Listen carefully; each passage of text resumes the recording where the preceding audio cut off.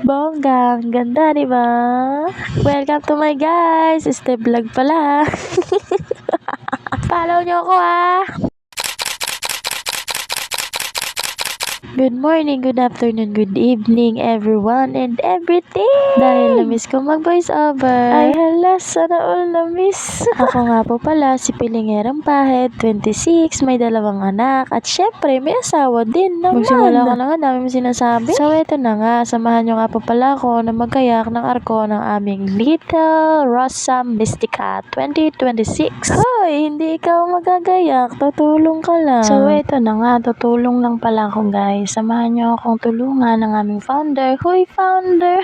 Nilagyan nga pa pala namin na rosas ang arko para sa Sagala Flores de Mayo ngayon 2026. Kaya pala puro rosas dahil Rosa Mystica nga ni.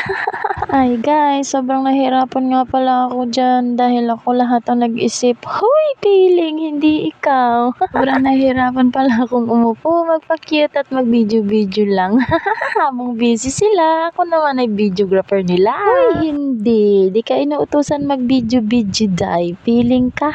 Nag-video-video lang baga ako guys para may pampost. Ay hindi. Nag-video-video lang ako guys for memories. And syempre para makita ninyo kung anong ginagawa namin at kung paano namin gawin. At baka naman kung gusto ninyo magpagawa sa amin, ay mag-PM lang po kayo sa amin. Salamat! At syempre, confident po kami sa gawa namin na maganda talaga. At talaga naman pag nakita ninyo, lalo na po ito sa personal, ay talaga namang ma-amaze kayo sa sobrang ganda, para kang nasa fairy tale. Kasama ko pala ang 2 kong anak guys. Ito ang aking bocho guys. At ang ate niya naman ay ayun, tumutulong sa aming founder. Hi founder! Ito naman si ate Jack. At ito naman ang aming designer na tinawag kong founder. Halaga! At ito ang aking panganay, ang ate ni Bocho.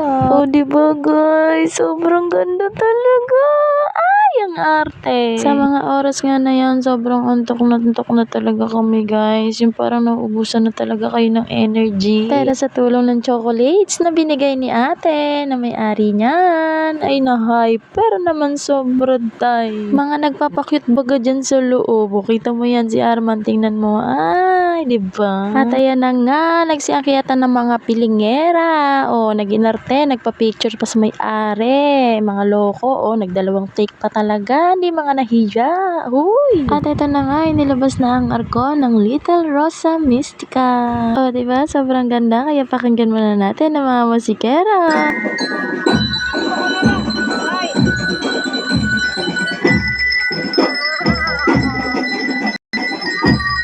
At dito nga ay nagsisimula na rin ang kanilang parada. Kaya panoorin muna natin.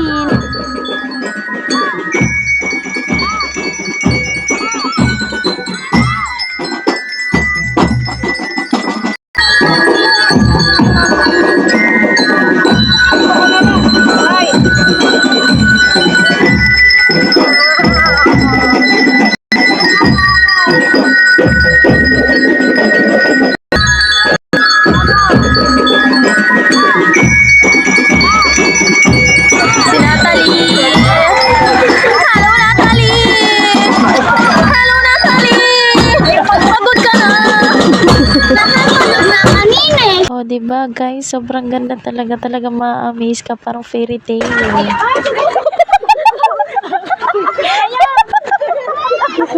Laglagan eh.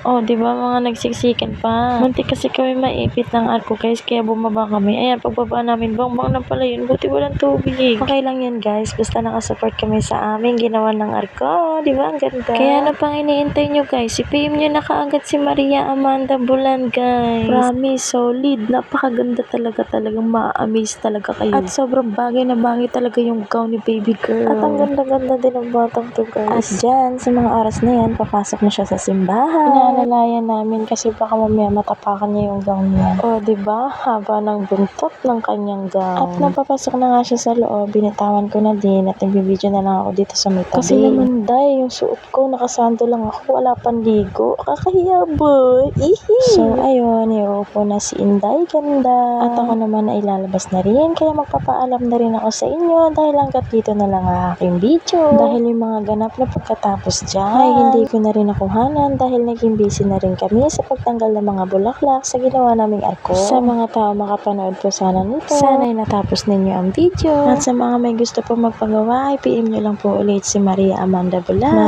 Maraming salamat po. God bless you all. Bye-bye!